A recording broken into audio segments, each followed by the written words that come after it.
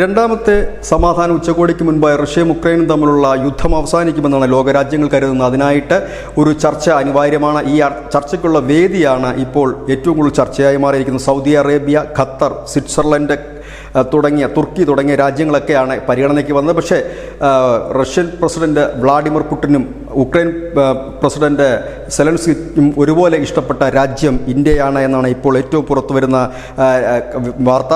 അതിൽ സെലൻസ്കി പറഞ്ഞ വാക്കുകൾ ഇങ്ങനെയാണ്: ഇന്ത്യ ലോകത്തെ ഏറ്റവും ശക്തമായ രാജ്യമാണ്. അവിടെ വെച്ച് ഒരു കൂടിക്കാഴ്ച പുടിനുമായി നടത്തുന്നതിൽ തനിക്ക് സന്തോഷമേ ഉള്ളൂ.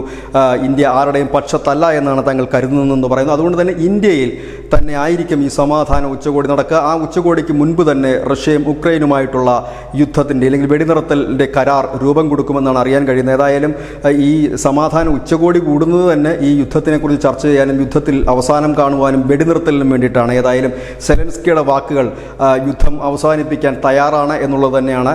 6 ആഴ്ചയ്ക്ക് മുമ്പായിരുന്നു നമ്മുടെ പ്രധാനമന്ത്രി നരേന്ദ്രമോദി റഷ്യയിലെത്തി പുടിനുമായി കണ്ട് സംസാരിച്ചതിന് ശേഷം അദ്ദേഹം പറഞ്ഞത് ഇന്ത്യ ആരുടെയും പക്ഷത്തല്ല, പക്ഷേ വെടിനിർത്തൽ അനിവാര്യമാണ്. വെടിനിർത്തലിന് ശേഷം നമുക്ക് സമാധാന ചർച്ച തുടങ്ങാമെന്ന്. ഏതാണ്ട് അത് അവസാനത്തെ ഡീലിലേക്ക് എത്തിയിരിക്കുന്നു എന്ന് തന്നെയാണ് ഈ വാർത്തയിൽ നിന്നും മനസ്സിലാക്കാൻ കഴിയുന്നത്. News desk news India Malayalam.